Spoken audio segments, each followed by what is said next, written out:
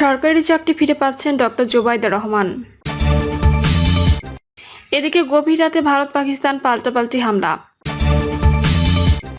ছেলের চুরির অভিযোগে মাকে নাকে ক্ষত, অভিযুক্ত বিএনপি নেতা গ্রেপ্তার। এবং সর্বশেষ জানাবো ভারত পাকিস্তান যুদ্ধ, বিশ্লেষকদের মত পক্ষ না নিয়ে সতর্ক থাকতে হবে বাংলাদেশকে। শুনছিলেন সংবাদ শিরোনাম, এবারে বিস্তারিত। সরকারি চাকরি ফিরে পাচ্ছেন ডক্টর জোবাইদা রহমান। সরকারি চাকরি ফিরে পেতে যাচ্ছেন বিএনপির ভারপ্রাপ্ত চেয়ারম্যান তারেক রহমানের স্ত্রী ডক্টর জোবাইদা রহমান। সব প্রক্রিয়া শেষে একদিনের মধ্যে তার চিকিৎসক পদে পুনর্বহাল সংক্রান্ত আদেশ জারি করবে স্বাস্থ্য মন্ত্রণালয়। সংশ্লিষ্ট সূত্রে তথ্য নিশ্চিত করেছেন, এর আগে দেশে ফিরে কর্মস্থলে যোগদান না করায় বাংলাদেশ সার্ভিস রুলস অনুযায়ী তার চাকরির অবসান হয়। এ বিষয়ে নাম প্রকাশে অনিচ্ছুক স্বাস্থ্য মন্ত্রণালয়ের স্বাস্থ্য সেবা বিভাগের একজন যুগ্ম সচিব বলেন, ডক্টর জোবাইদা রহমান দেশে ফিরেছেন, তিনি সরকারি চাকরি ফিরে পাচ্ছেন। স্বাস্থ্য মন্ত্রণালয় এ সংক্রান্ত প্রস্তাব প্রক্রিয়াধীন আছে। এখন সব প্রক্রিয়া শেষে শুধু একদিনের মধ্যে আদেশ জারি করা হবে। মন্ত্রণালয় সূত্রে জানা যায়, doctor Zubaida Rahman Dhaka medical college থেকে চিকিৎসাবিদ্যায় স্নাতক সম্পন্ন করে লন্ডনের ইম্পেরিয়াল কলেজ থেকে মেডিসিনে স্নাতকোত্তর ডিগ্রি নেন। চিকিৎসকদের সিভিল সার্ভিস পরীক্ষায় প্রথম স্থান অধিকার করে 1995 সালে একটি সরকারি হাসপাতালে মেডিকেল অফিসার হিসেবে যোগ দেন।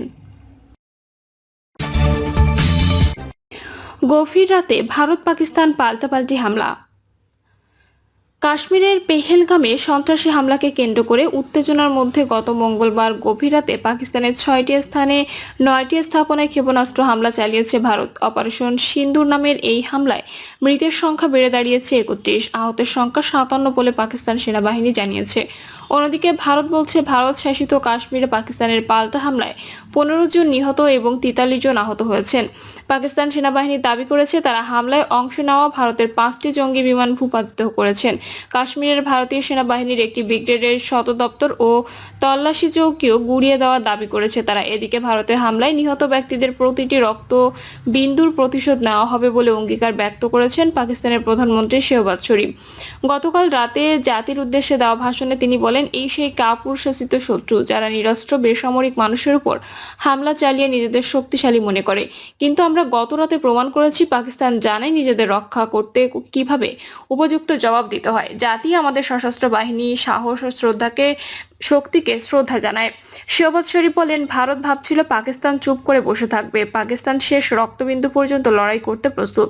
মাত্র কয়েক ঘন্টার মধ্যে শত্রুকে হাঁটু গেড়ে বসতে বাধ্য করেছে পাকিস্তানি সেনাবাহিনী। পাকিস্তান বলেছে, জাতিসংঘ সনদের 51 নম্বর অনুচ্ছেদের আওতায় তাদের আত্মরক্ষার অধিকার আছে। দেশটির প্রধানমন্ত্রী শেহবাজ শরীফের সভাপতিত্বে গতকাল পাকিস্তানের জাতীয় নিরাপত্তা কমিটির বৈঠকের পর দেওয়া এক বিবৃতিতে বলা হয়, নিজেদের বিচার বিবেচনা অনুযায়ী ভারতের বিরুদ্ধে পাল্টা পদক্ষেপ নেওয়ার জন্য পাকিস্তানের সশস্ত্র বাহিনীকে পূর্ণ অনুমোদন দেওয়া হয়েছে। তবে যুক্তরাষ্ট্রের প্রেসিডেন্ট ডোনাল্ড ট্রাম্প ভারতের হামলাকে হতাশাজনক বলেছেন। শিগগিরই এই সংকটের সমাধান হবে বলে আশাও প্রকাশ করেছেন তিনি। সংঘাতপূর্ণ এই পরিস্থিতি নিয়ে গভীর উদ্বেগ জানিয়েছেন জাতিসংঘের মহাসচিব আন্তোনিও গুতেরেস। ভারত ও পাকিস্তানের মধ্যে যুদ্ধ বিশ্ব নিতে পারবে না বলে সতর্ক করেছেন তিনি। উভয় পক্ষকে সর্বোচ্চ সংযম প্রদর্শনের আহ্বান জানিয়েছেন জাতিসংঘ মহাসচিব। হতাশা ও উদ্বেগ প্রকাশ করেছে চীন, জাপান, ফ্রান্স ও রাশিয়াও। ক্ষেপণাস্ত্র হামলা চালানোর পর ভারতের পক্ষ থেকে বলা হয়েছে, কাশ্মীরে হামলাকারীদের বিরুদ্ধে পাকিস্তান কোনো ব্যবস্থা নেয়নি, সে কারণে তাদের এই হামলা চালাতে হয়েছে। ভারতে ক্ষেপণাস্ত্র হামলা চালায় রাত 1টার পর অপারেশন সিন্দুর বা সিঁদুর নামে এই অভিযান চালায় ভারতীয় বাহিনী। এর আওতায় পাকিস্তান ও পাকিস্তান নিয়ন্ত্রিত জম্মু ও কাশ্মীরের 9টি জঙ্গি স্থাপনায় হামলা চালানো হয়েছে। আর পাকিস্তানে হামলার 6 স্থান হচ্ছে পাঞ্জাবের শিয়ালকোট, ভাওয়ালপুর ও মুরিদকে এবং পাকিস্তান নিয়ন্ত্রিত আজাদ কাশ্মীরের রাজধানী মুজফ্ফরবাদ, বাগ ও কোটলি শহর। ভারতের সেনাবাহিনী বলেছে, তারা পাকিস্তানের সামরিক বাহিনীর কোনো স্থাপনায় হামলা চালায়নি, জঙ্গি আস্তানায় হামলা চালিয়েছে। ছেলের চুরির অভিযোগে মাকে নাকে ক্ষত, অভিযুক্ত বিএনপি নেতা গ্রেপ্তার। ফেনীতে ছেলের বিরুদ্ধে হাঁস ও কবুতর চুরির অভিযোগ তুলে মাকে নাকে ক্ষত দেওয়ানোর ঘটনায় সদর উপজেলার পাঁচগাছিয়া ইউনিয়নের সাবেক চেয়ারম্যান ও ইউনিয়ন বিএনপির সদ্য বহিষ্কৃত সভাপতি দেলোয়ার হোসেন দেলুকে গ্রেপ্তার করেছে পুলিশ। এর আগে দেলোয়ার হোসেন দেলুকে প্রধান আসামি করে 13 জনের নাম উল্লেখ ও আরও 10 থেকে 12 জনকে অজ্ঞাত আসামি করে ফেনী মডেল থানায় মামলা করেন ভুক্তভোগী সাজেদা বেগম। মামলার এজাহার সূত্রে জানা যায়, গত 1 মে রাতে পাঁচগাছিয়া ইউনিয়নের মধ্য মাথিয়ারা গ্রামের সালিশি বৈঠকে সাজেদা বেগম ও জোহরা বেগম নামে 2 নারীকে তাদের ছেলেদের চুরির অভিযোগে নাকে খত দিতে বাধ্য করা হয়। সেখানে বিএনপি নেতা দেলোয়ার হোসেন দেলু লাঠি নিয়ে সাজেদা বেগমের শরীরের স্পর্শকাতর স্থানে আঘাত করে ও শারীরিকভাবে লাঞ্ছিত করে। 1 তারিখ এমন ন্যাক্কারজনক ঘটনা ঘটলেও 4 মে এ ঘটনায় একটি ভিডিও ফেসবুকে ছড়িয়ে পড়লে জেলা জুড়ে তোলপাড় শুরু হয়। একই দিন এ ঘটনায় অভিযুক্ত সদর উপজেলার পাঁচগাছিয়া ইউনিয়ন বিএনপির সভাপতি ও সাবেক ইউপি চেয়ারম্যান দেলোয়ার হোসেন দেলুকে দলীয় সব পদ থেকে অব্যাহতি দেয় জেলা বিএনপি। ভারত পাকিস্তান যুদ্ধ, বিশ্লেষকদের মত পক্ষ না নিয়ে সতর্ক থাকতে হবে বাংলাদেশকে। কাশ্মীরের পেহেলগাঁওয়ের সন্ত্রাসী হামলার পর থেকে পাল্টাপাল্টি পদক্ষেপ নিতে শুরু করে ভারত ও পাকিস্তান। সিন্ধু পানি চুক্তি স্থগিত, বাণিজ্য জাহাজ চলাচল বন্ধ, শুধু এসবই থামেনি, শেষ পর্যন্ত সরাসরি হামলা পাল্টা হামলায় জড়িয়েছে দুই দেশ। দক্ষিণ এশিয়ার পরমাণু শক্তিধর দুই প্রতিবেশীর এই যুদ্ধ বড় হলে বাংলাদেশের অর্থনীতি সহ সার্বিকভাবে বড় ধরনের প্রভাব ফেলবে বলে মনে করছেন আন্তর্জাতিক সম্পর্ক ও নিরাপত্তা বিশ্লেষকরা। এক্ষেত্রে কোনো পদক্ষেপ অবলম্বন না করে তারা পরিস্থিতি গুরুত্ব দিয়ে পর্যবেক্ষণের আহ্বান জানিয়েছেন। তাদের মতে দুই দেশ যেন বড় আকারে যুদ্ধে না জড়ায় সেই ডিপ্লোমেসির দিকে গুরুত্ব দিতে হবে বাংলাদেশকে। একই সঙ্গে দুই দেশের মধ্যে ব্যাপক যুদ্ধ শুরু হলে বাংলাদেশে কি ধরনের পরিস্থিতির সৃষ্টি হবে বা সার্বিকভাবে কি কি সমস্যা হবে তা নিয়ে আগে থেকেই হোমওয়ার্ক করার পরামর্শ দিয়েছেন তারা।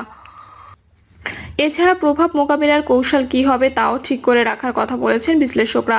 অর্থনীতিবিদরা বলছেন, ভারত পাকিস্তানের এই যুদ্ধ অনিশ্চয়তায় ভরা। বাংলাদেশের অর্থনীতিতে আরেক অনিশ্চয়তা যোগ হলো আমদানি সহ প্রভাব পড়তে পারে এমন সংশ্লিষ্ট ক্ষেত্রগুলোতে প্ল্যান বি তৈরির কথাও বলেছেন তারা। পরিকল্পনা কমিশনের সাধারণ অর্থনীতি বিভাগের সদস্য ডক্টর মঞ্জুর হোসেন বলেছেন, ভারতের সঙ্গে আমাদের বাণিজ্য আছে, সেক্ষেত্রে যদি ভারত পাকিস্তানের যুদ্ধের ব্যাপ্তি ও সময় বেশি হয় সেটি অবশ্যই বাংলাদেশের অর্থনীতির জন্য অশনি সংকেত হবে, কেননা ভারত থেকে আমাদের অনেক খাদ্যপণ্য আমদানি করতে হয়।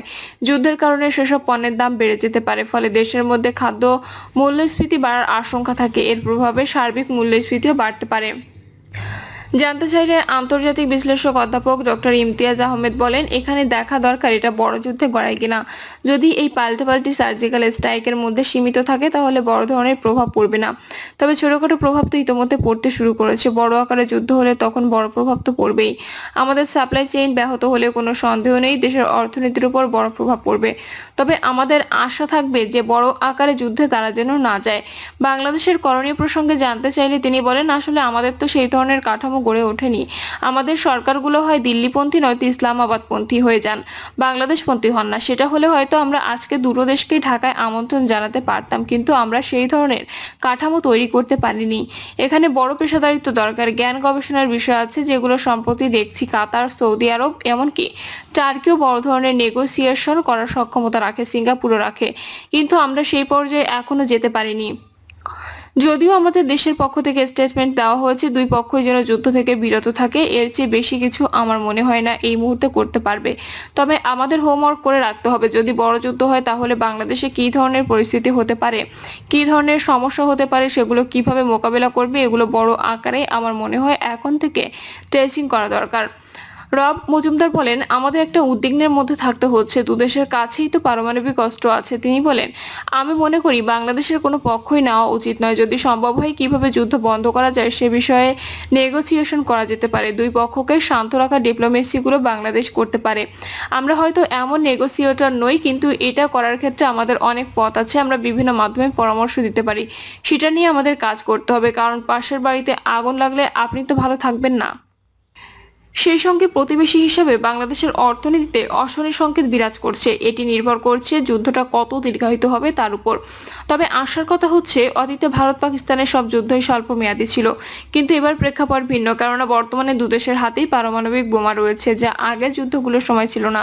তাই এবার এখনো কিছুই বলা যাচ্ছে না, তবে আমদানি যোগাযোগ সহ অনেক ক্ষেত্রে নেতিবাচক প্রভাব পড়বে বলে মনে করছেন অর্থনীতিবিদরা।